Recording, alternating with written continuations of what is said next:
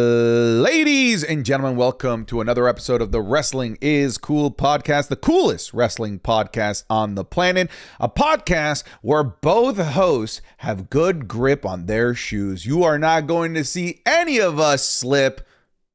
I'm not here with Sancho. I am here with Conman. Sancho is on vacation, so Conman has stepped up to the plate because Sancho thinks he's too good to join us.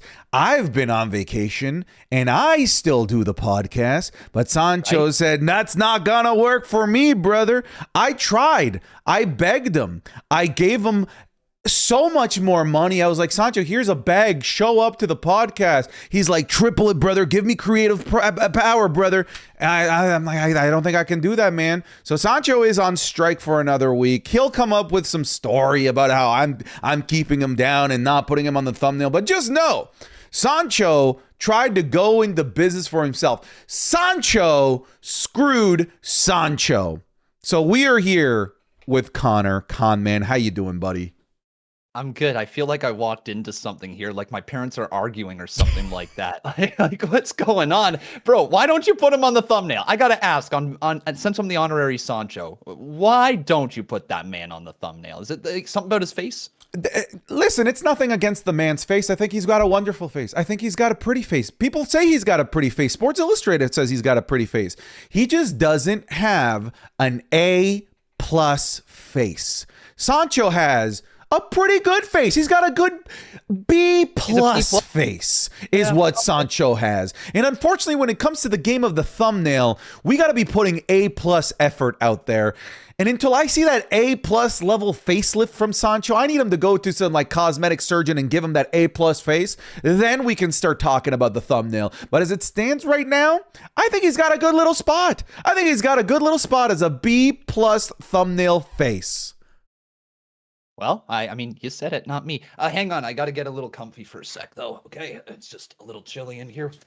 I hear you're into quarter zips. Well, my God, dude. What is this quarter zip thing, and where has it even come from? The memes on the internet evolve every day, and now there's accusations that I'm a quarter zip bro. You're the real quarter zip bro, clearly here. I don't own a single quarter zip.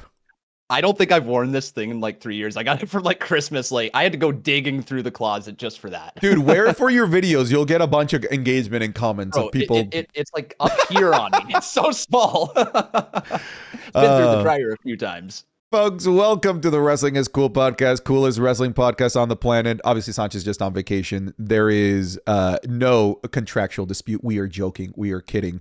But you could be getting this podcast 3 days earlier than everywhere else. That I'm not kidding about. Over on patreon.com/SantiZap, where not only are you going to be getting the podcast 3 days early, but you're going to be getting the Raw reviews, the SmackDown reviews, the PLE reviews, and a whole bunch of other content that we never post on free feeds because we use real footage over there and it would just get blocked on YouTube due to copyright, like our match clubs where we watch and review and commentate over matches that you guys get to vote on. Sancho's currently busy doing the Ryback in review, and I'm currently knee deep in the John Cena World Championship Series, where we are watching and ranking every single John Cena World Championship win and every single World Championship loss. We just got to 2011 where he screwed over Rey Mysterio. So if you want to watch that, make sure you check over on the Patreon, patreon.com/SantiZap. Today, Con, we're going to be talking about a whole bunch of different things.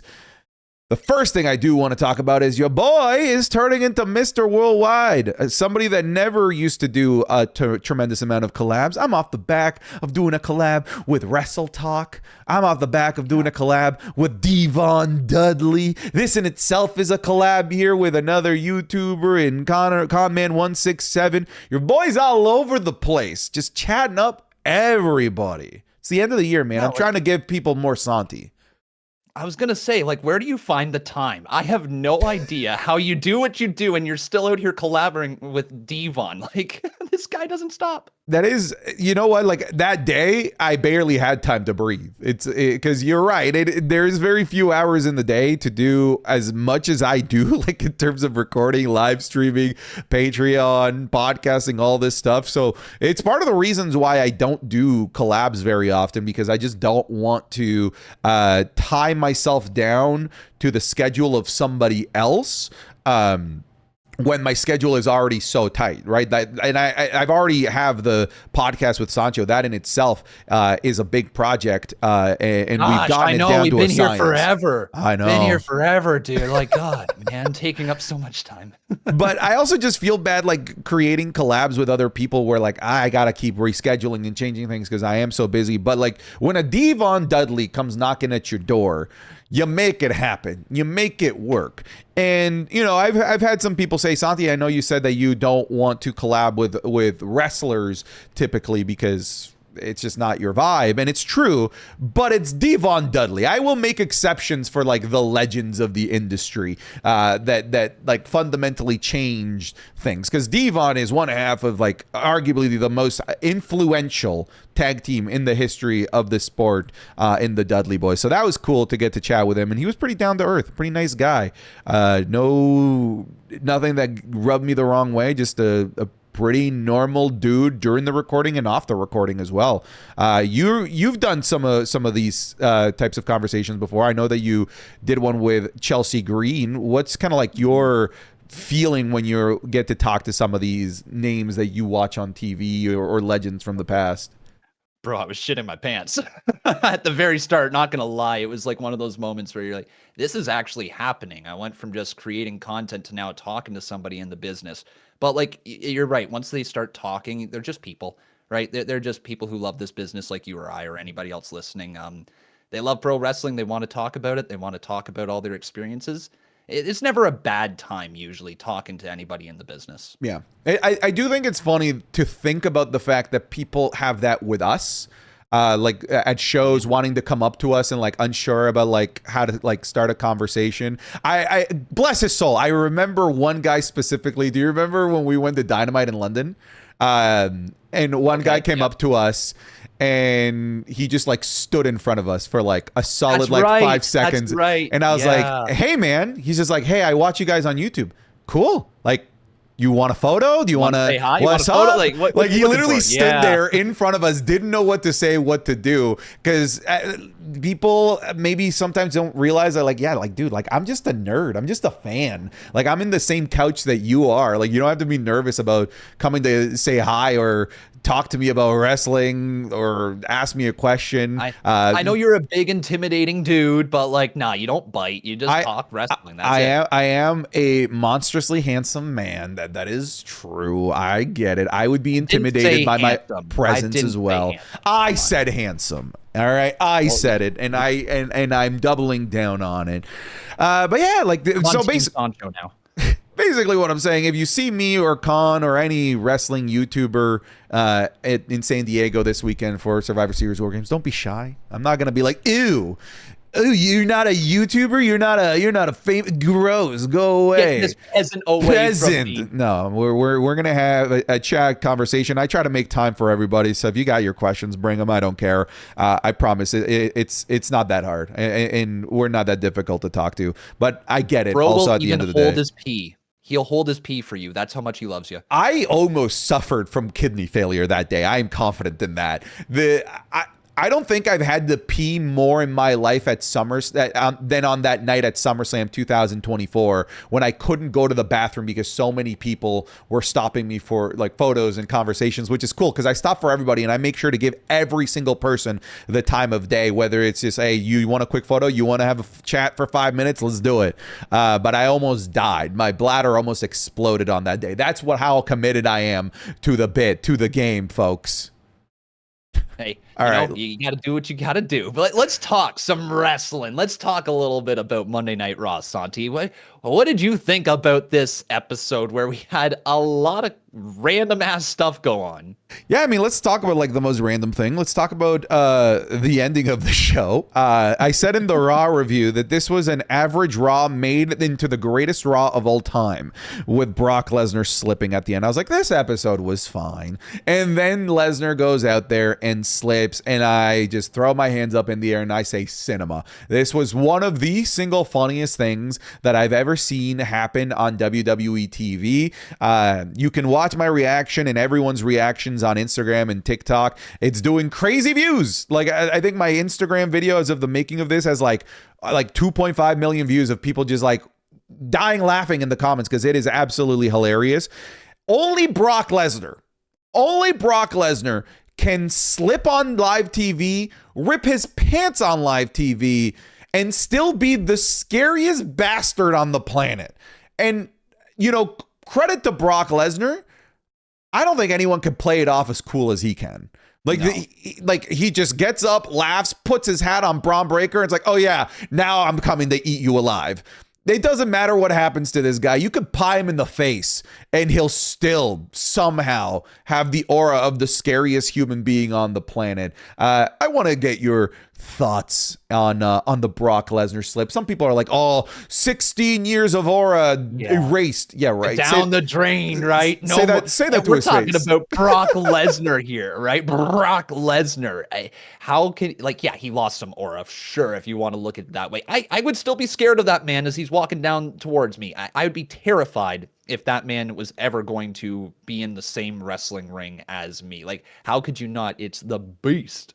Yeah, like I said, the fact that ripping your pants and slipping has done nothing to to eliminate like the scary factor of Brock Lesnar does kind of speak volumes to the legacy of like, what's the word that I'm looking for here, of carnage that he's left behind. Because I think Lesnar is, this man got canceled, has ripped his pants and slipped, and he's still just like WWE's golden goose. Like, this is the guy that just wins matches. Like, nothing can impact Lesnar seemingly at this point. Now, the brawl there to end War Games and the Cody Rhodes promo and the promo with Roman and Punk and Cody, did any of this stuff get you your juices flowing for War Games here? Get you excited for the show more than you already were? Maybe you weren't at all excited?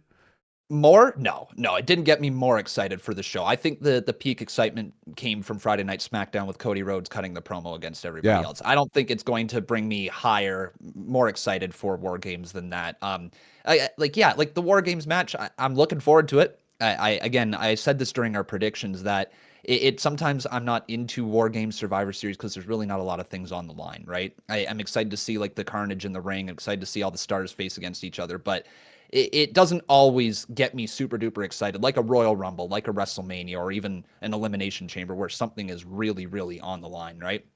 But no, I'm not more excited for the show, but I am looking forward to it, Santi. I think it's going to be a lot of fun. We're going to get some great interactions, and I think a lot of storytelling is going to be told through these matches, especially with only 4 matches announced on the card. We need some layers to this. Mm-hmm.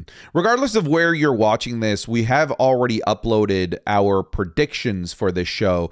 So if you're on the YouTube video for it should have been uploaded a couple of days ago. And if you're on the Patreon, it should have been uploaded a couple of hours before this. So if you want our more in-depth match-by-match breakdown of Survivor Series, certainly go to those videos because we're not going to get into that here. But for me, my general excitement for Survivor Series War Games, as I said in the predictions video, is pretty lukewarm. I will say, to me, the moment that got me the most jazzed for this was Cody Rhodes' promo, which is kind of funny considering the fact that this man has really no tie to this War Games match at all. I think it's hilarious that 5 weeks ago, Cody Rhodes had the gall after his match with Seth Rollins at Crown Jewel to go like, I am done with the business of Monday Night Raw. I am back to being the champion that SmackDown deserves.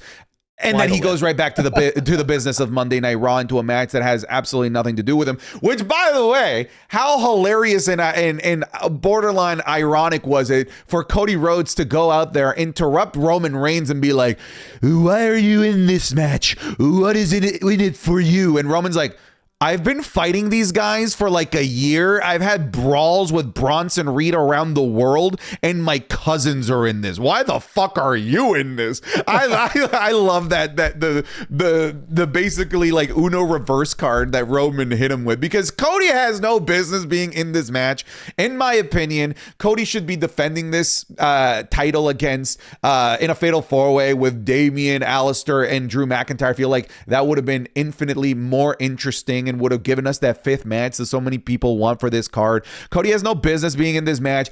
even though he has no business being in this match, he is the one that got me excited for this match, which I do think goes to show how good Cody Rhodes can be at building up hype to a match when he gets into that like angry Cody Rhodes. Yeah. Because that is what I call WrestleMania Cody. Like when Cody gets like really fiery, really intense. It reminded me, I feel like I haven't seen this Cody since his feud with Kevin Owens. That's the Cody I felt like we got in this promo. And just that like 5 minutes of him spitting at Paul Heyman got me more excited than any of these brawls that have happened, than Roman Reigns spearing the NYPD, than Brock Lesnar returning. That was the single best part of the buildup to this year's War Games. And I don't think that's a good thing, by the way. I do still think that they are heavily relying on the star power of this match. Granted, there is a insane amount of star power that they can kind of just rely on it. I was gonna say, like they can rely on what they have put out there. You got the biggest names in the business basically going against each other. Like it is your number one story on Monday Night Raw with the Vision and all their ties. You add in Brock Lesnar, and then you add in the three main people in Punk, Rhodes, and Roman. I don't know how much bigger you can really get right now in WWE. So leaning on the star power is certainly an easy way to build to this match. But yeah, the fact that a single promo from Cody on Friday Night SmackDown is essentially the highlight of this entire build isn't enough, right? And I wish we would have gotten something more. And I feel like we spin our tires going and building up to Survivor Series because it's going to be a good match, and there's going to be a lot of fun moments where somebody comes out and it's a 2-on-1 and then it's 2-on-2, and then oh my gosh, do they have the ability to fight back because the numbers are against them? You've got all that in the War Games match, but you simply don't have something on the line, and that just, again, man, that just takes me out of it for whatever reason. Is there anything that you think that they could add to these stipulations to make it feel like it's a bigger deal? Because like nothing really truly comes to mind for me how you could make it a bigger deal. No, nothing comes to mind at all. Like we've looked at past War Games matches where they didn't need anything on the line. They were able to rely on really good narrative and storytelling. I'm thinking like Brawling Brutes versus the Bloodline, the first main roster War Games match for the men. That didn't need anything on the line. It felt like the narrative that was being told within the story of the Bloodline, that was what was on the line. You know, where do Sami Zayn's loyalties lie? Is it with his best friend Kevin Owens? Is it with the Bloodline? So I don't feel necessarily like they have to have something materialistic on the line, like a world championship opportunity, like advantage at the Royal Rumble, whatever it might be. I think that with good storytelling, with good booking, they can make you care about the stakes of the match simply by exploring the deeper relationships of the people in the teams. And that's something I don't feel like they did this year. That's something that I feel like they've never done ever with the women. The women really has always been, hey, it's War Games. It's time for a War Games match. And even for the men the last couple of years, it just sort of has felt that it's just War Games for the sake of War Games. And this feels like another year of War Games for the sake of War Games. Do I think stakes could make this better? I'm going to go ahead and say no. Like, what can you really put on the line to make this more enticing, more juicy? I can't think of anything tangible. The only thing is inter-stories being told within the teams, playing out within the cages. Good. So again, good story, good narrative, and storytelling. I don't think that it's here. I guess storytelling really does trump all at the end of the day, right? If you have a good story, it's going to be better than anything being on the line. And I feel like they started to touch on a story with Roman, Cody, and Punk. And can they trust Roman in this match? Does Roman want a title? Because it looks like he wants a title now. Are they able to explore that some more? And if this would have been introduced, I say 2 weeks ago, I think the build would be a little more interesting, because then there's a reason for Cody and for Punk to really be looking over their shoulder at Roman. He put the little seed of doubt in their minds that, hey, he wants a title. Is he going to make his mark inside the match? You know, like, yeah, sure, you got his family on his side, but is he going to maybe go into business for himself? Is he going to try to, I don't know, take Cody out so he's a little weaker, or take Punk out so he's a little weaker, and then get that opportunity pretty soon, right? There's a lot of ways that we could explore that, but we just started to scratch the surface this past Monday night. Yeah, and it's possible that, once they pull the trigger on it in the match, that it could hit.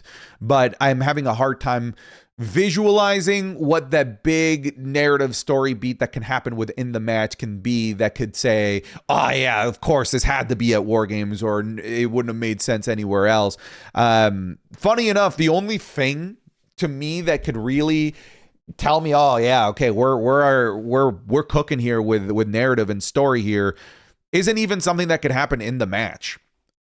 I want a world where the heels win, and in the celebration, Braun Breaker spears Brock Lesnar. That would be dope. That to me, that would be a hell of a way to end the show. That would be all right.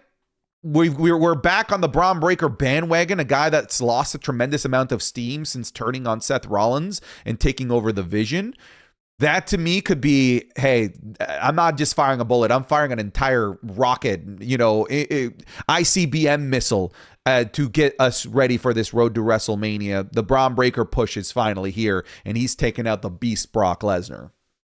If you had the final image of Braun standing over top of Brock Lesnar with Paul Heyman caught in the middle, that's a long build right there. Does Paul Heyman stick with Brock, or does he go with his new toy in Braun Breaker, right? Especially with Seth Rollins out of the play now, that gives Paul Heyman something big to do, something meaningful.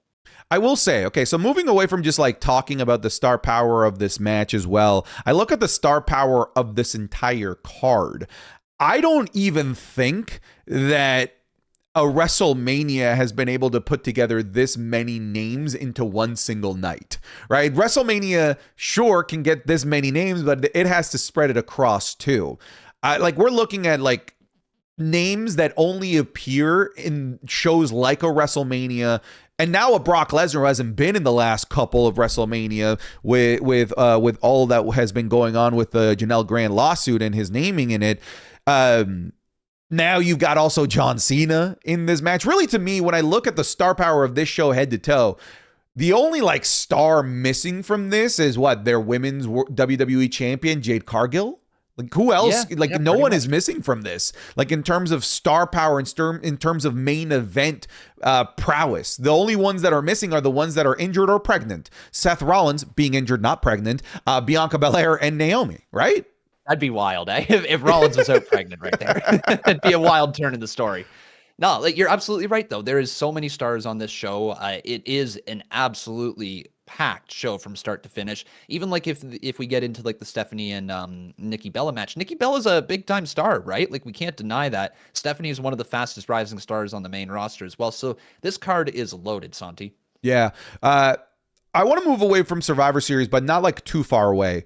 One of the things that I wanted to focus on here is that Roman, Punk, and Cody Rhodes conversation of, hey, while we're being honest here, that title would look better on me.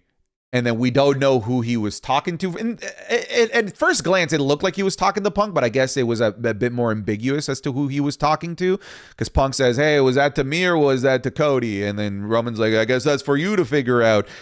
Who do you want Roman Reigns to be going after off the back of that conversation? Who do you want to see Roman challenge for their title?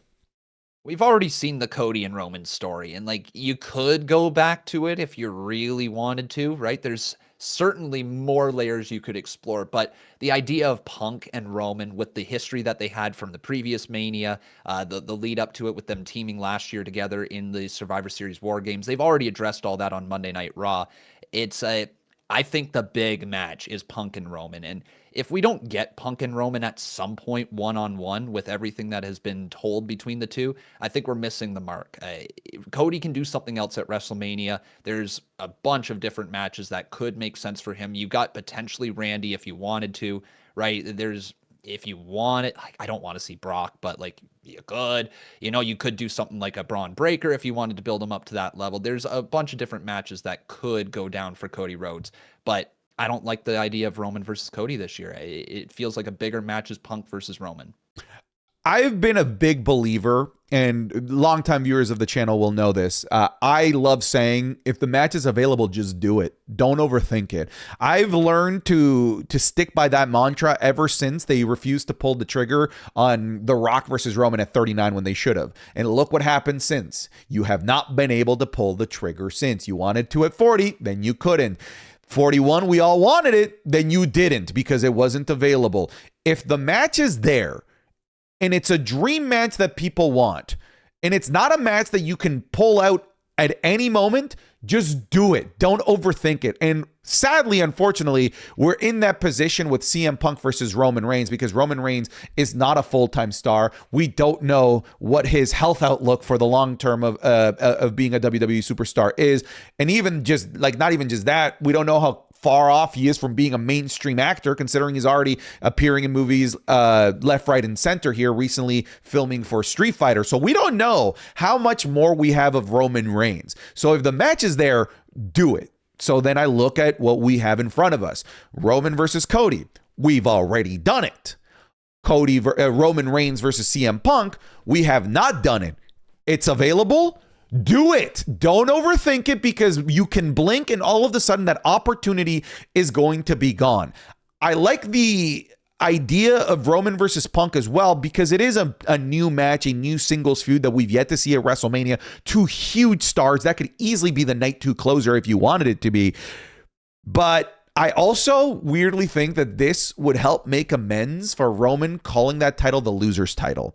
I think that title has never fully recovered from when Roman called Seth Rollins the loser's champion, the loser bracket world championship. If Roman goes after this championship, we can remove that baggage from this title because I know all of us keep that baggage on that title of like when Roman called it the loser's title. If Roman goes after it, I think we might be wiping the slate clean and making that World Heavyweight Championship significantly more important. You look at the last couple of WrestleManias, this thing hasn't been able to sniff a main event. WrestleMania 40, it was in the main event of night 1 simply because The Rock and Roman were in a match and it was a tag team match. But in terms of defending the title, it was an opener for night 2. Then you get to WrestleMania 41. It was the opener of night 1, I think, or night 2. I can't remember. This championship has not been able to remove the stigma yet of the loser's championship. And if Roman goes after it and catapults this thing to the night 2 main event with CM Punk as added star power, I think that does a lot for the long-term value of the World Heavyweight Championship division. I think just even now with Punk and everything he's doing with it is helping a lot. It helped reestablish it as one of the top championships, if not the top championship. Cody is obviously the guy. He keeps screaming that he's QB1, but Punk has quietly started to get more and more of that fan support compared to Cody. We've seen him in the segments against each other.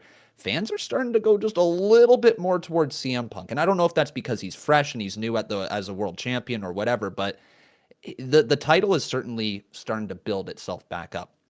And getting Roman Reigns to go after it would, like you said, it would help establish that title even more. Roman is the guy in WWE. No matter what is going on, Roman is the number 1 guy right now. And to be able to get that attention on the World Heavyweight Championship will just do wonders for it.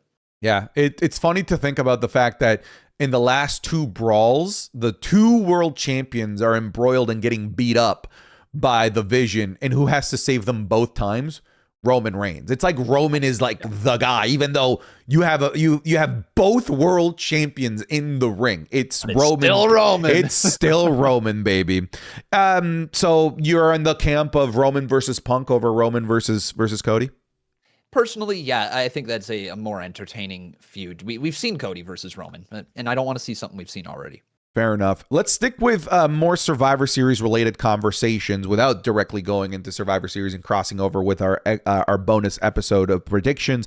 Let's talk about the stuff going on with Dominic Mysterio and John Cena. We obviously have their match going on. We gave our thoughts and our predictions, but here on the Go Home episode, we kind of got ourselves teleported back to some Vince McMahon era humor with Mini Cena. Shout out to Psycho from Micro Wrestling because that's who that was. was, playing Mini Cena, and we had a mini Stu filming Mini Cena on his way to the ring, and then Dominic beat up Mini Cena. Ha ha ha, so funny. Little people getting beat up. That's hilarious. Welcome to WWE. I want to get your initial thoughts on this. I couldn't help but laugh at it. I couldn't was help but funny. laugh. But also Stu standing on like the little box to get that was the camera hilarious. shot in the ring. I died laughing. I shouldn't be laughing as hard as I am. I laughed at the meta of Stu filming Little Stu filming Little Cena. That visualization was hilarious. But it took me way too long to recognize that it was a Little Stu as well. I'm just like,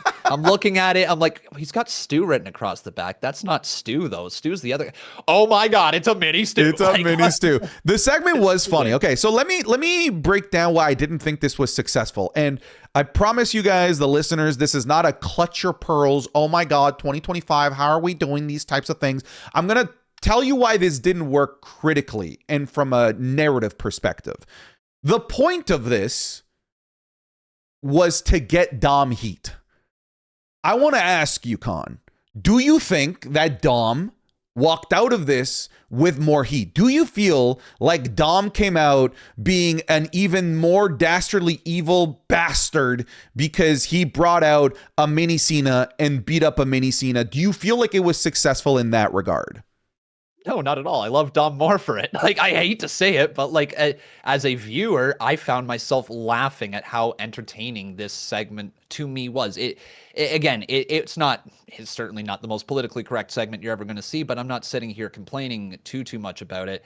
It was entertainment for a bit, but does it help the heel character of Dirty Dominic Mysterio? No, not at all. I think the idea of him introducing John Cena's music, getting people excited to see John Cena, like Logan Paul did back when we went to that episode of SmackDown. That moment of not delivering John Cena when you play the music, I think would get the heat that he's looking for. And then he goes back, I got you all, blah, blah, blah, blah, blah.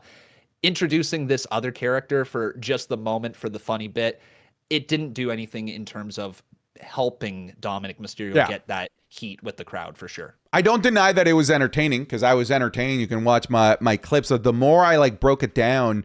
I felt like the person that looked the best in this was Mini Cena. And that to me is a sign of a failed segment, because that's not the guy you're trying to put over, because he looked good. The sell of the 619 was incredible. He didn't even put his arms up. He just took that thing right in the chin. It was incredible.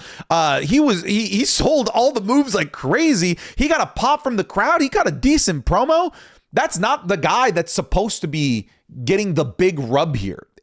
Dominic is the one that's supposed to elevate his stock from this, and I just don't simply think that he did. And that, again, that's not coming from oh my goodness, how can they do this in 2025? I will say I feel like the crowd was flat on it because it is 2025, and I feel like a lot of people didn't know how to react to this. I genuinely I didn't know. Yeah, I'm gonna be real. At first I see this coming down, I'm like, what's this stream about to turn into here? Yeah, you don't know, like, do you laugh, do you cheer, do you boo, because you don't know what your reaction is gonna get you, what reaction is gonna get you canceled or not. But I think that there was this lukewarm, I don't know how to react to this from the crowd itself. They didn't know whether they should be laughing, cheering, booing. I think there was this mix of emotions within the crowd that made this segment from a crowd perspective not land, which in turn makes it so that I don't feel like Dom got the correct crowd response to elevate him as a heel going into the John Cena match, which is why I think this segment, albeit entertaining for us viewers at home, I don't think it was a successful story device to elevate Dom in the long term. Like I said, the person that came out looking the best here was Psycho, and that's not what you're going for here.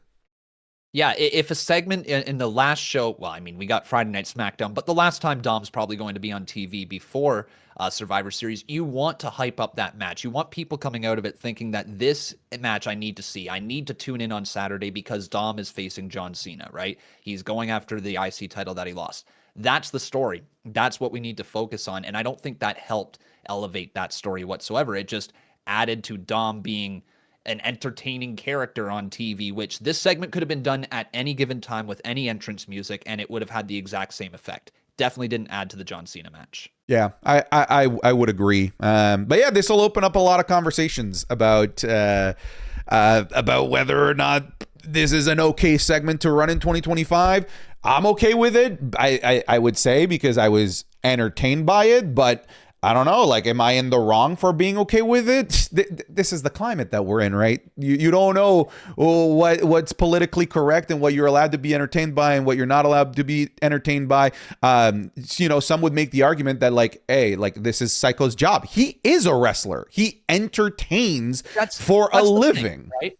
That's the thing. There is a whole entire world out there of micro wrestling, of little people wrestling, right? And it's not bad to feature them on TV. It's just, I understand where people are coming from with, like, how it's presented, right? Like, if you compare the WLC match, right, which is just an absolute legendary matchup, that was, yes, it was presented in a joking way, but also at the same time, there was a story to the entire match, right? It wasn't just, hey, this is a little person coming out, let's beat them up, right? It was a full-on story told between El Torito? Yeah, you got it. El Torito. Yeah. Okay, El Torito and Hornswoggle, right? It was a full story. So I get why people might be a little bit upset. It is 2025, but at the end of the day, right, I don't think it was anything too offensive. I'm with you. Like I said, I wanted to break it down and be critical of it without, oh dear heavens, how could they? I didn't want to take that approach. But I promise you, a lot of people are taking that approach. You're going to find a lot of people on Twitter clutching them pearls, as they say. Where I am clutching my pearls and saying and screaming no at the top of my lungs is Penta's injury. I am heartbroken over this. We have Penta. We don't know the details of the injury. We don't know how long he's going to be out. We don't know what the injury is. We can make our assumptions. Sure, clearly bad enough to stop the match. He's holding his shoulder. Last time we saw something like this was Liv Morgan's injury. She's been out since the summer. But Penta getting injured halfway through the match against Solo Sikoa and not being able to continue, giving Solo Sikoa the automatic win and moving him on to the Last Time Is Now semifinals against Gunther. Before we talk about the Last Time Is Now tournament, I do want to talk about Penta. This breaks my soul. I adore Penta. He's been doing such great work. I don't have the numbers in front of me, but I would dare say, just off the cuff, that he might have been the most featured Monday Night Raw superstar in terms of the amount of matches that he's had this year. He has been a workhorse on Monday Night Raw. Tag teams, 6-man matches, singles matches, he's there. He's having a match with anyone and everyone, and he's been doing it all injury-free. And then they now recently pulled the trigger in AAA of reuniting the Lucha Brothers for a match in December 20th, which I think was going to lead to Penta versus Dom for the AAA Mega Campeonato. I thought there were big things in line for Penta, and this injury obviously is going to halt a lot of that, and this breaks my heart. I cannot believe that this happened. I want to get your thoughts here on Penta's injury.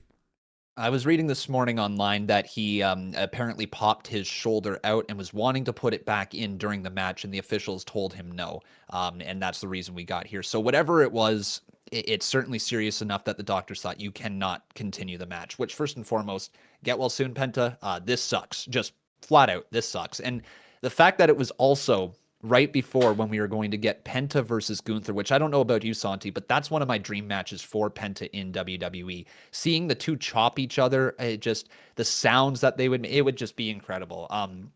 Such a shame, and especially like what you just laid out there with the reuniting of the Lucha Brothers, with him possibly getting an opportunity for the AAA title. All these things are going in his direction, especially that he was going to get this push in this tournament, get a match against Gunther, at least seemingly get a match against Gunther, and probably have one of his most standout performances, which would help elevate him even further down the line. It's awful. It's awful timing, man. It really is. Not only obviously is it awful for Penta and Penta fans, but I look at the Last Time Is Now tournament, which already took a huge hit with Sheamus going out, and now a double whammy here with Penta going down. One of the things that I said was, guys, Gunther is going to win this. We know this.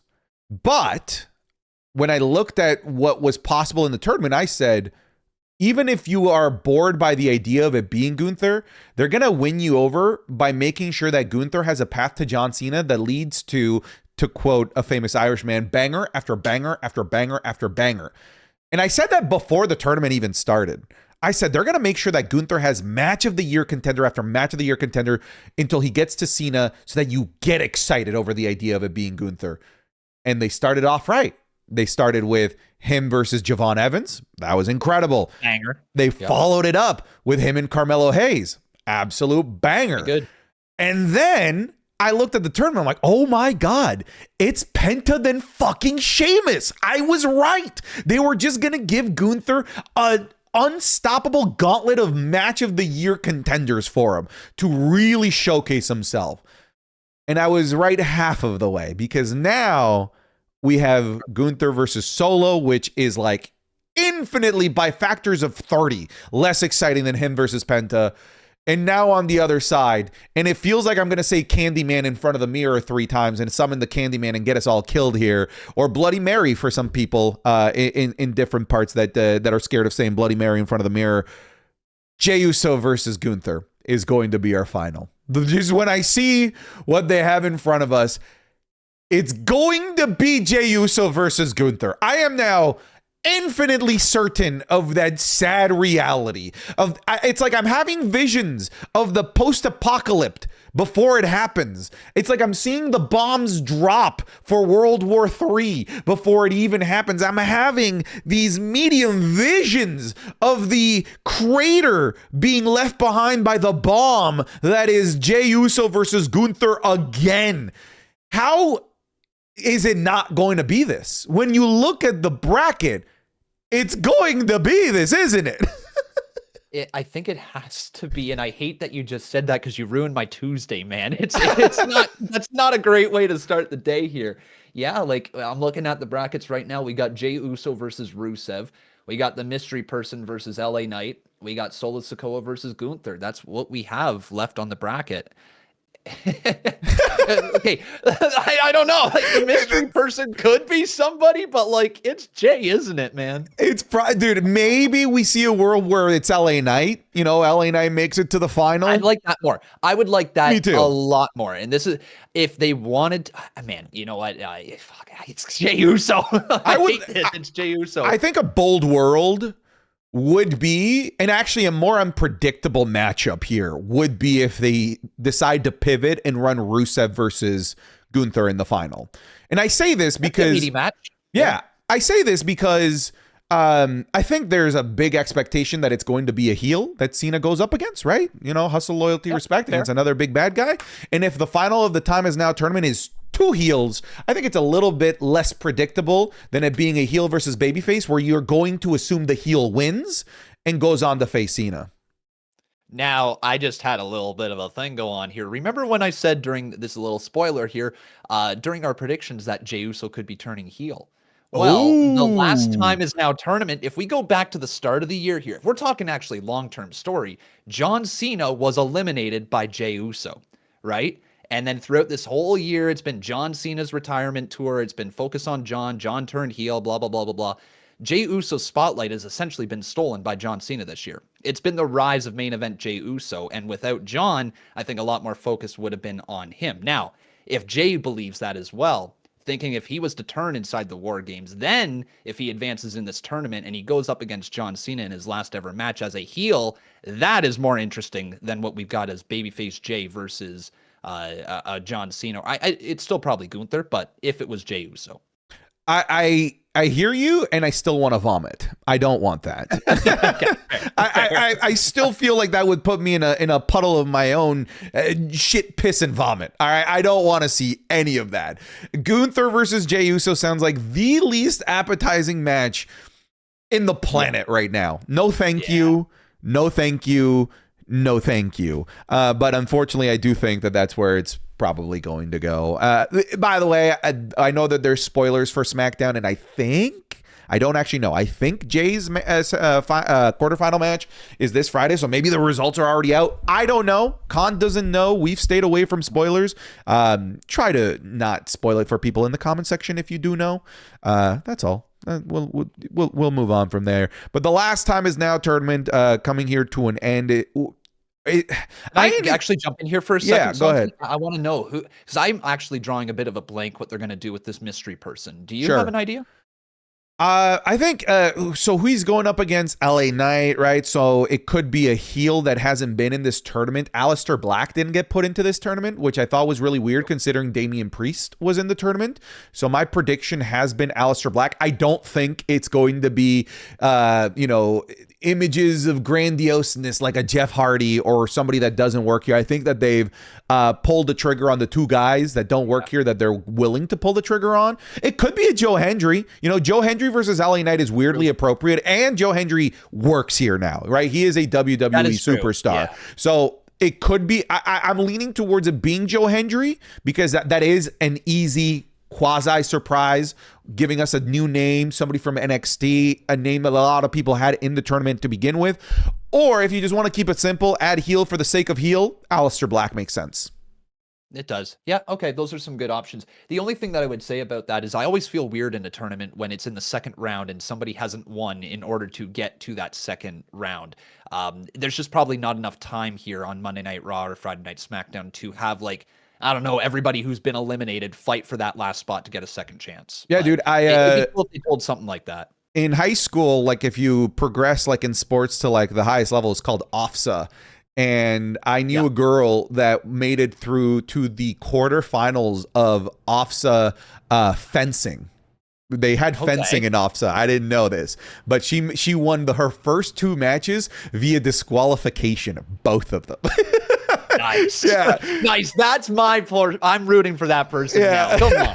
So that for those that don't know, OFSA is if you're in the States, that's state championships. It's the equivalent of that. And she won her first two matchups via DQ. I think. What was your thing? What was your thing that you had before OFSA? Because we had Costa. That was for us it was WASA, Western Ontario, blah blah blah blah blah blah. Yeah. They have different before the big OFSA or before states we have the region, the big regionals. But even before big regionals, but even before little region the regionals, there was an even smaller regional for us. Yeah, it's so there were your schools that were in your town or whatever. Yeah, so there were 3 levels that you had to get to for OFSA, and I only ever made it to OFSA for badminton, which I thought was hilarious because it was. I made it for volleyball one year, but I rode the bench the entire way. I clapped from the sidelines. Yeah. I was you go, guys. Our volleyball region was it was insane. We went to WASA every year for volleyball, but we had the number 1 and number 2 and number 4 ranked teams in the country in our region. It was fucking insane. And for high school reminiscing days here, folks, for our WASA for volleyball, it was 4 teams made it. So it was the number 1 team in the country, the number 2 and the number 4, and then us. We're just hey, we're just happy to be here. Because we were good in our we were great in our region, but then we got to these were so it's volleyball, right? High school Canadian volleyball. These teams were bringing 500 fans to their games because volleyball was the lifeblood of those schools. I remember we were playing we were unfortunate enough to have to play the number 1 team in the first round, and they brought so many fans. They brought drums, they brought newspapers, they brought so the reason they pull out the newspapers is they try to psych you out. They'd either make a lot of noise or no noise when you're serving. So when I would serve, and then they'd pretend to not give a shit. They'd all pull up newspapers and start reading it. So everyone in the arena is reading newspapers while you're trying to serve, and it would get to you. And then sometimes they put the newspapers down and instead decide to make noise. But there was this grouping that they had. You know how in volleyball before you serve, you would you go through a routine, you bounce the ball, for right? Sure. Yeah. You got a couple bounce, couple spins. A couple spins. Every time I bounced it, the whole arena goes bounce. I'm looking around. Oh no. So bounce, bounce, bounce. They're saying everything that I'm doing. Spin, serve. And dude, it was elite. I love that. I wish I went to that high school. That would have been the best. Such a troll, but yeah. Anyways, there's your high school Santi volleyball experience. Were you just to elaborate on that? Were you a setter? Were you a power? Were you? No, I was center. I was center. You're a center? Okay. Yeah, center, I was a center, which I had hops, but as a center, even though I'm 6'2", I'm still that's short for a center at that level. because like centers were usually like the 6'5" guys, but I had hops. Yeah. I had hops. I was a setter. I'm sure that's not a surprise. Sorry, it's not. You're right. I couldn't spike. Come on now. Where were we? All right, let's talk real quick about. I wanted to talk about the Women's Intercontinental Championship picture. One of the things that Sancho and I were talking about last episode, to catch you up, Command, is one of the big bright spots of Maxine winning this. Even though I didn't love the decision, but I was open to it. And the reason I was open to it was because this opens up the division. Before, it did feel like it had to be really narrowed down only to the people that were elite, almost on the level of a Becky Lynch. And Becky Lynch shockingly losing it to a Maxine brings the championship down in terms of eliteness and importance, sure, but it opens it up to the other women that are at this level. The Ivy Niles of the world, the Raquel Rodriguez, the Roxanne Perez. If you wanted to have a Lash legend go after it, that'd be great. Maybe you call up a JC Jane and it can instantly start going after this championship. The women's IC title picture could be wide open, is what I said. And then on this episode of Monday Night Raw, what do? They introduced Ivy Nile, Roxanne Perez, Raquel Rodriguez, doing the exact thing that I said could make this a good run. So I'm already very optimistic, infinitely more optimistic about the Intercontinental Championship under Maxine Dupree than I am for the dead United States Championship division that struggles to get any ounce of TV time on Friday Night SmackDown. Well, give me your thoughts here. Well, I never got your thoughts on Maxine winning. I want to get that first. What are your thoughts on her win? But expand on it too, and let me know what you think about the division as well and how it's opened up. Yeah, for sure. Like Maxine Dupree, when she won that, I'm not in the same boat as you. I actually loved it. I thought that it was a great move because this is what the IC title is all about, building up stars for the future, right? Becky Lynch did a great job in revitalizing that title, making it feel very important, giving it lots of TV time. But Maxine Dupree is literally somebody that has been busting her ass for a little while, has been trying her best to get opportunities, and now that she has one, this is the opportunity you're going to get. You're going to get matches with Ivy Nile, you're going to get matches with Raquel, with Roxanne, and have the chance to work from that underdog position to become a good champion. I don't know how long she's going to hold on to it there, Santi, but I do think that she is going to help get some more matches under her belt, get more opportunity in front of the crowd, if you will. So for me personally, I love it because it's on an underdog. It's on somebody that you didn't expect to win the title. So it's fresh. It's different moving forward. For the division as a whole, though, you're right. They weren't on the same level as a Becky Lynch. And so any match going against Becky would feel like it's Becky's win, right? Like we can predict this. Becky's going to walk out with the dub. It's different now that you have that possibility of any match, anybody that goes up against Maxine could win it, right? I wouldn't be surprised in the slightest if Maxine loses in her first title defense because that's the character that she is right now. It would also be a big surprise if she were to retain. Working her way up, though, we've already seen like she's going to have a feud with Ivy Nile with lots of history there from their days back in American Made. I always get the names mixed up. You got Made, it. is that, I almost said American Alpha. So no, we're good. American Made. I do the same thing. I do the same thing. So yeah, we got lots of opportunity to build up both Ivy and Maxine with the story that they have before maybe moving on to somebody big or like, I can't tell if it's Raquel or Roxanne that is going to be the focus moving forward because it felt like for a moment there it's going to be Raquel that she got that opportunity against Stephanie. Well, I think it's going to be Roxanne because Raquel, if you remember, had that backstage segment with Adam Pearce saying, "Hey, what the hell?" So Nikki Bella can just attack me and then she gets the championship opportunity at Survivor Series. Which, by the way, she's right. That makes no sense. I don't. Yeah. But he did say that like, "Hey, you get the winner." So I think Raquel is still. Though. Careful though, because like the Nikki Bella army is going to come after you for that. All right, they're going to go after you. I already dealt with the Liv Morgan army. All right, if I can survive the Liv Morgans, I can survive the Nikki Bella army. I think I'll be all right. But yeah, it looks like Raquel is going to get the Women's World Championship opportunity, and Roxanne is going to go after the Intercontinental Championship. So it'll be pretty cool to see the Judgment Day girls going after individual singles titles because that's the perfect place for a Roxanne, right?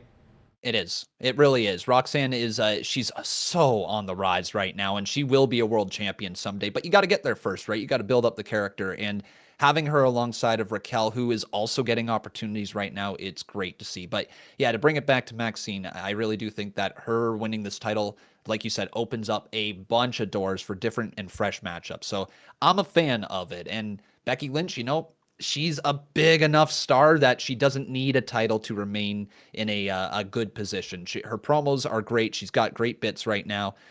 This mini Trump character that she's got going on is going to carry her forward. So I don't think anybody comes out weaker. I think everybody overall is in a pretty good position after that title loss from Becky.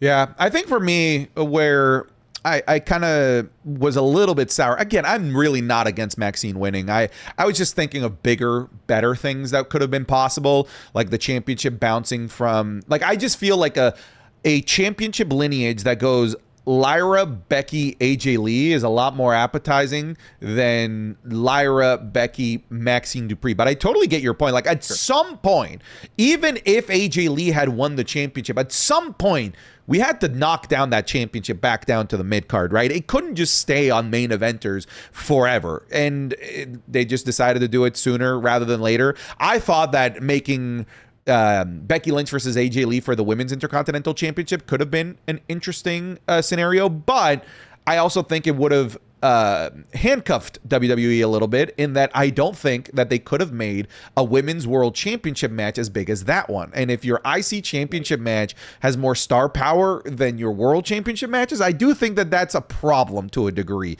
So maybe this was a way to free themselves up of that potential roadblock, and freeing up Becky Lynch to be able to go after a Stephanie Vaquette, for example. Yeah.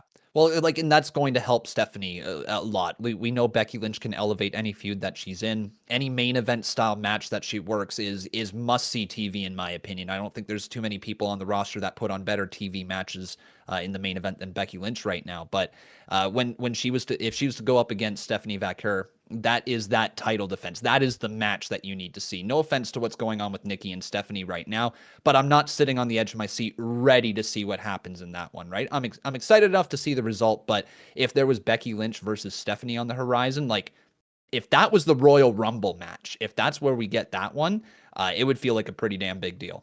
Yeah, I think we talked about this in the Survivor Series episode. I think if anything, it happens at at Elimination Chamber or WrestleMania. But like, if they're willing to do it at Elimination Chamber, wouldn't logic dictate that they're willing to do it at WrestleMania? They could go the route of, like, AJ Lee qualifies for the Elimination Chamber match, Becky Lynch doesn't, and Becky Lynch pulls a Seth Rollins, attacks AJ Lee during the match to cost her the match, and it sets up their match at WrestleMania.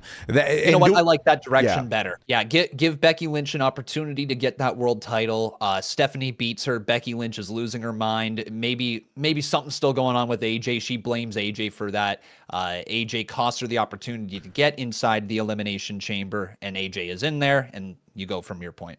Yeah. I mean, it's a played out trope at this point, but it works, and that's kind of what it. But a lot of WrestleMania matches are played out, right? Like the whole build for a lot of these matches, they're doing them because they've been proven to work, right? And I don't know if it'll get tiresome with fans or not, but like, generally speaking, that's a good enough build to warrant a WrestleMania match. Cool. We talked a little bit about Roxanne Perez and her being kind of in the right spot for the Women's Intercontinental Championship. And that kind of got my brain moving about the value of NXT call-ups, right? Right now we have Roxanne Perez doing, some very solid job. It feels like she's kind of going through the more traditional, like, hey, you got to go through the ringer, you got to do the job, you got to take the L's, and then eventually we'll be able to pull the trigger on you further down the line. I certainly prefer that approach to an NXT call-up over a Blair Davenport, where it's just like, here's a match, catering, bye, see ya. So I appreciate to a degree, even I know Roxanne Perez fans, you guys are getting impatient that Roxanne Perez should be going after all these championships, but this shows to me at least a desire and a want to nurture something with Roxanne Perez in the long term. So I want to bring about the question for you, because we're coming to the end of the year, and we're going into the part of the year where NXT call-ups start to become a thing, where you start to see them trickle in, where you see them in the Royal Rumble, where they might qualify for an Elimination Chamber like a Roxanne Perez ultimately did. When you look at the current landscape of NXT, is there any names, men and women, that are kind of standing out to you as prize picks to be called up as early as this upcoming year? Call up Javon. What are we doing? Like, at this point, after seeing what he can do on the main roster, I know that the amount of stars available down in NXT are not on the same level, say, of a Javon, and like you could run with him as the NXT champion and keep building him up that way eventually. But after seeing what he did with Gunther, after seeing like the little bits that we've seen from Javon Evans on the main roster, he's too big of a star to keep down in NXT. Sometimes you got to skip the line. And for Javon to be as young as he is, to be as athletic and as talented as he is. Also, his promo game is everything about Javon. He checks all the boxes. He's ready for either Raw or SmackDown, and it would add a little bit of life to either brand, right? Going after a mid-card title, whether it be the IC Championship after John is done with this, right? That would add some new life. If it was Gunther who walks out as IC champion, Javon getting another opportunity against Gunther, not the worst in the world. He would immediately come to mind. Also, somebody who's been down there. Before you move on to the next one, let me play a little bit of devil's advocate on Javon Evans, because I agree. I think he's ready. My devil's advocate comes from the place of he is so ready that I think he can be a pillar of WWE in the long run.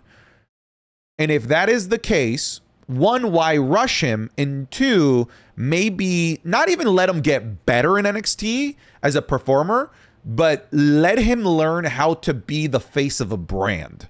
Let him be the face of NXT. Let him be the NXT champion, the guy that main events every single PLE, so he can take that experience and take it to the main roster, kind of similarly like what they're doing with Dominic Mysterio. Let him be the face of AAA. Let him learn how to be the guy there. Kind of similarly like what they did with Trick Williams. Let him be the face of NXT. Let him be the face of TNA, so that when we call him up, he has not just experience on how to be a great in-ring performer and mic performer and storyteller, but he knows how to feel the pressure of having to carry a brand. Fair. And like that's a great way to look at it. For, in my opinion, Trick needed that, right? Trick needed that extra seasoning to see could he work as a babyface or a heel, because he didn't necessarily just scream pure babyface, even when he was just the guy in NXT, right? Before he turned heel. Javon Evans screams pure babyface, and there's something about a rookie going up to the main roster and following along with their journey and not seeing them be successful beforehand, right? Like, if you give him that NXT championship, in my opinion, that makes him not an underdog. Alexa Bliss, a former NXT. Look at Alexa Bliss as a great example. Never won the NXT championship, called up, immediate like big run on the in the main event scene. No one saw it coming, and now look at her.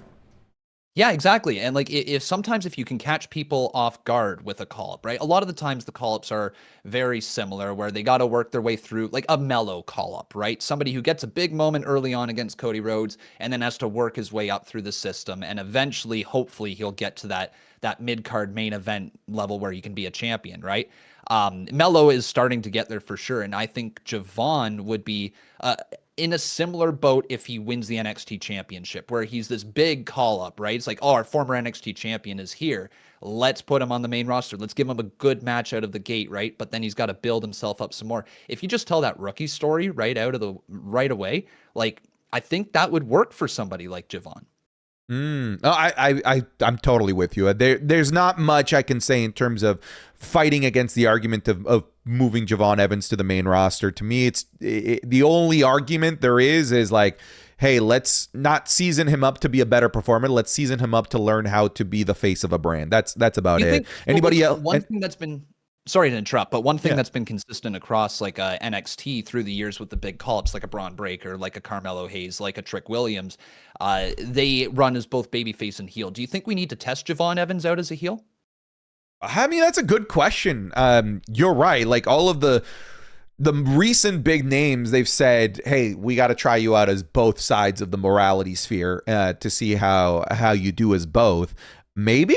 But, you know, maybe this is a Rey Mysterio situation where you don't need to overthink it, and this is just a lifelong babyface, and you don't need to even really explore what the other side of the coin looks like with a Javon Evans. So I'm not convinced that we need a heel Javon Evans run necessarily.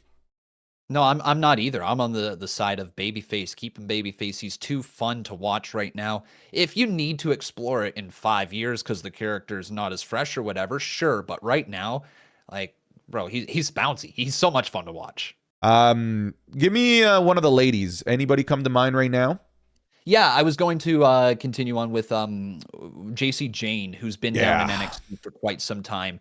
Just won the NXT Championship again. It feels like you're either just having her there because you don't trust anybody else to hold down that top spot right now, or you're waiting for the right moment. I feel like she probably should have been called up already. Honestly, the mid card division on either brand could use it, but now that she's getting another run with the NXT Championship, it's got to be a transitional run somehow, some Yeah. way, because she's ready to be called up. I think, and I know Blake Monroe fans, relax before I say this, but I think that JC Jane is the most well-rounded, most main roster ready right now of the women in NXT.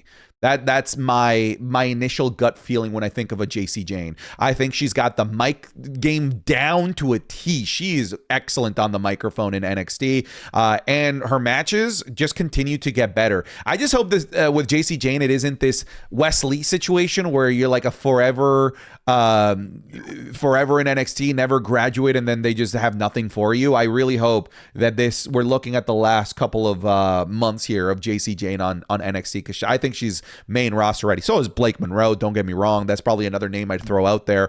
I would make the argument that the likes of Blake Monroe, Ethan Page, and That's a good one. and Ricky Saints, they're not even in NXT to like season. They're just in NXT to learn the WWE system. I think that's the only reason you even have them down there. We've all seen their body of work in whether it's TNA with Ethan Page and AEW as well, or AEW work with Ricky Saints and Blake Monroe, or the Japan work of Blake Monroe when she was all Mariah May. I think anyone that has seen their previous work would agree, yeah, they were main roster ready, like if you really wanted them to be off of day one. But I think you send them down to NXT so that you can find the right moment to call them up to the main roster when you have something for them. I think that's what you do with those names. Then there's like the more, homegrown talent, like the Obafemis of the world, the Sol Rukas, the Trick Williams, like you're saying. How did I not say Oba? Oba's so ready, man. Oh, yeah. Holy cow. Holy.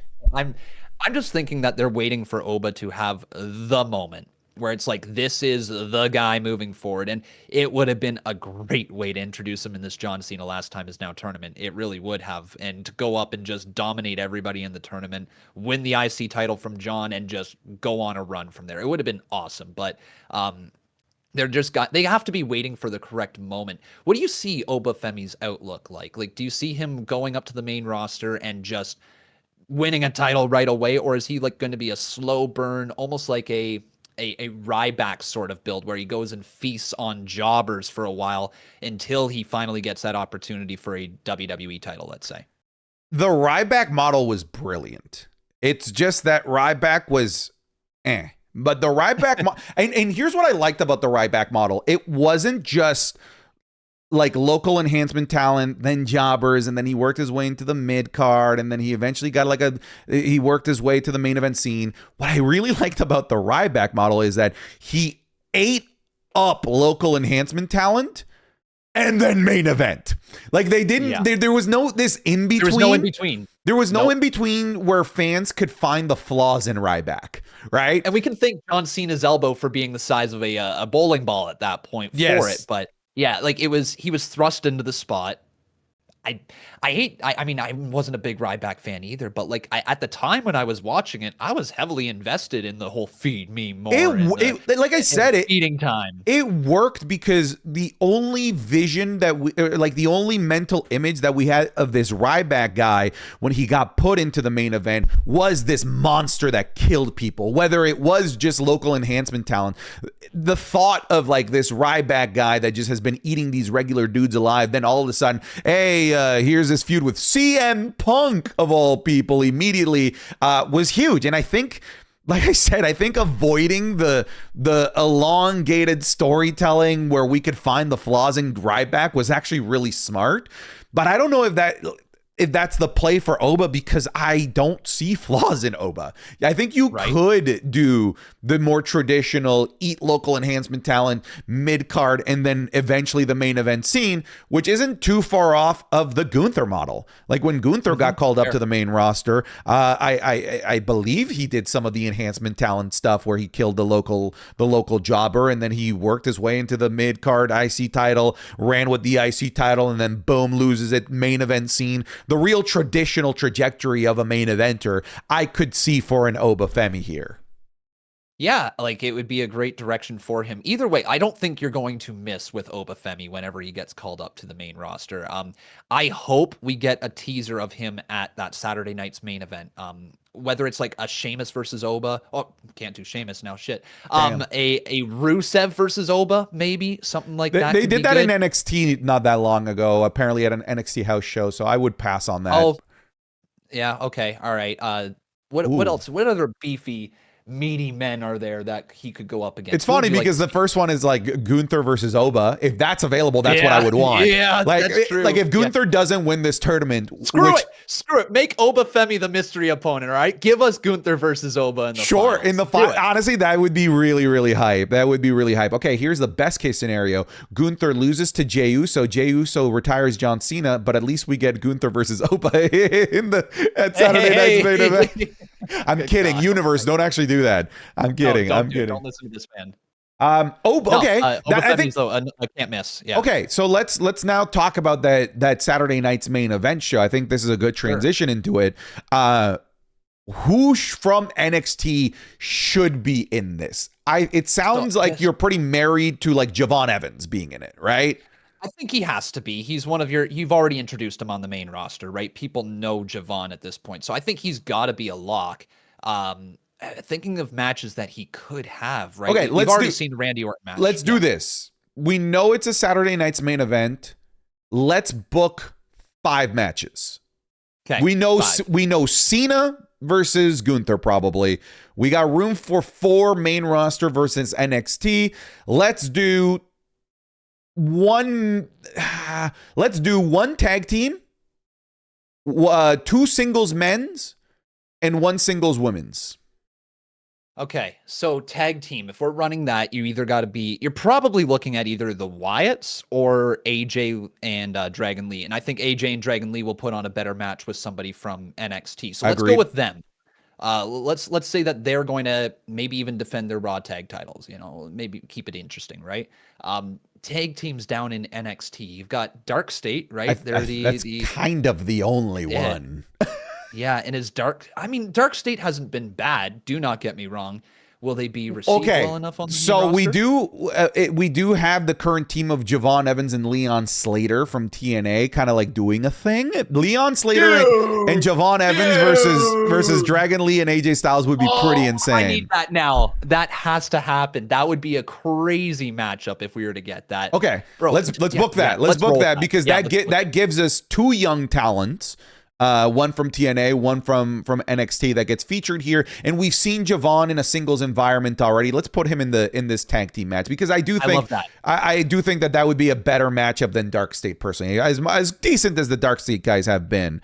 All right, let's do the women's match. This is a tough one.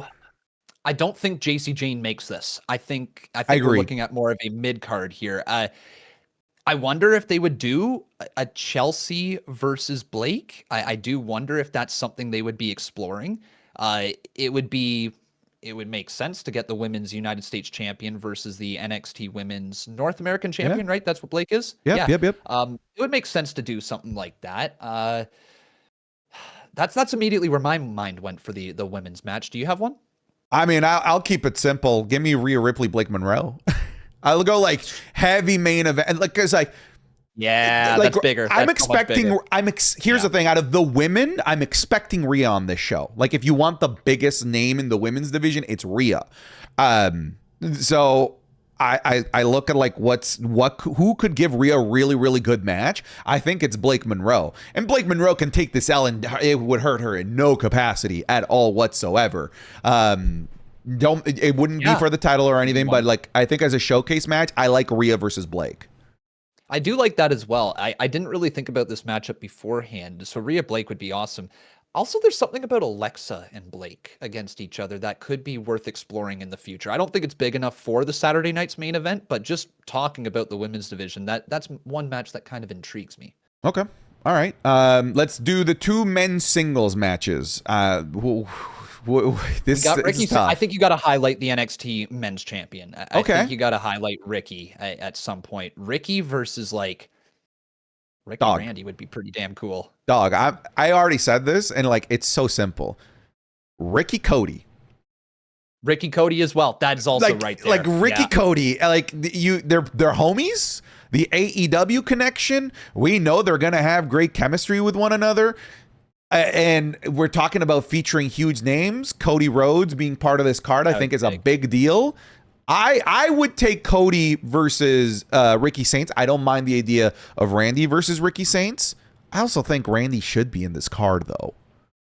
Yeah, like I feel like Randy is the guy that would be a perfect like non-champion to go up against somebody from NXT, right? That name value. We saw that Javon versus Randy match down in NXT, and I think Randy would be thrilled to put to help somebody who is new to this game, if you will. Try to get them some more reps or a better match, whatever you want to call it. I'm just trying to go through the roster right now in NXT, thinking if it isn't Ricky Saints. It could be Oba in this position. It could be Oba Randy. If Oba went and dominated Randy, that would be nuts. Yeah. Like if that would be a great way to establish him. But I feel like if you do that, you have to call him up right then and there. If you have him beat Randy Orton on a PLE, you got to call Oba up, right? Yeah, I would agree, especially like with the Royal Rumble, like right there. You're not that far away from logically bringing in an Oba Femi into the main roster ecosystem. Okay, so are we gonna say Randy Oba? It'd be dope. It would be dope. I also wonder if it's like some multi-person match where it's like you got a fatal 4-way or something like that you could protect a couple of talents. I could see them doing like a big fatal 4-way or like a 6-man tag match. Team WWE, Team NXT. Just if you're gonna do Team WWE, don't make it LWO. All right, just like put some main eventers in here. All right. Yeah, it can't be LWO against it. No, so like there's certainly a lot of matches. I'm just gonna quickly click onto their website here. I like seeing the wrestlers in front of my face to get an idea of who would be down in NXT. That would be a good one. But there's man, off the top of your head, is there any other matches that would be like Ethan Page would be fun. Ethan Page. I mean, here's the thing. These are going to be one-off matches. So, like, I'm thinking of great feuds. Like, Ethan Page versus The Miz would be brilliant, but more as a feud than it would be as just a one-off singles match. Fair. Yeah, I'm scrolling through right now. I don't think you do anything with, like, Kalani Jordan on this Sol show. Ruka is still hurt? Yeah, they're selling an injury. I don't know how real it is at the moment, so I don't know. Yeah, like that would. I mean, if Sol Ruka's good to go, you could probably put her against anybody, really. Like, man, if you decided to introduce Sol Ruka, her and Rhea would be fun. That would be a random match that would just be hella enjoyable. I think we've knocked most of the names off that are likely, though, here. I don't see, like, Alexis King or anything like that up on this show. No Sean Spears. Yeah. We're looking at probably Oba, Ricky, Soul potentially. I mean, we didn't even talk about Trick Williams. We could talk about Trick, yeah. Trick would be. I feel like Trick's in a weird position, don't you? Where like he's just on the cusp of being the guy, but I still feel like I don't know. You watch NXT a little more often than me, but when I tune in and see Trick Williams, he works up to the level of his opponent, or he can work down to the level of his opponent. He doesn't necessarily bring that consistent match per se. I don't know what a Trick Williams match is. That's fair. I think Trick Williams certainly works best when he's got the right dancing partner, which is, funnily enough, not that dissimilar to what John Cena has been like in his career as well, which maybe makes him the perfect person to have in this show. Oh man, yeah. I would personally prefer like an Oba, a Ricky Saints to be in that singles position over Trick Williams personally. But then again, maybe the play isn't Ricky Saints. Ricky Saints isn't necessarily the next generation. We are talking about like a 36-year-old guy. When you could give the opportunity to the guys that are in their really early 30s or 20s to shine in this spot. Like, I don't know that Ricky needs the shine. I think Ricky, like I said, like an Ethan Page, is just sort of there in NXT, not to signal the next generation, but just to be ready to be part of the current generation of crop of talent on the main roster. So I don't know that Ricky Saints is the right call to be in this personally. No, I don't know if he is either. You're just essentially you're looking at the big names and thinking what could be the biggest matches available for this show without giving away too much of your future. It's all dependent on what WWE wants to do. Seriously, if they want to highlight the next true generation, or if they just want to showcase the people that are right there right now. You got to look at mostly champions, I would say. Bro, just saying it out loud. If Sol Ruca is ready to go, her versus Stephanie. That'd be an awesome match. Roster. Yeah, that would be an awesome match. I agree. I think we could wrap it up here. Yeah, let's do it. Well, folks, what we'll do is shout out our $15 patrons. Thank you so much for listening to this episode of the Wrestling is Cool podcast. An extra special shout out goes out to our $15 patrons. They are the producers of the show. No new heat order today. That's a Sancho thing, so we're just not going to do it.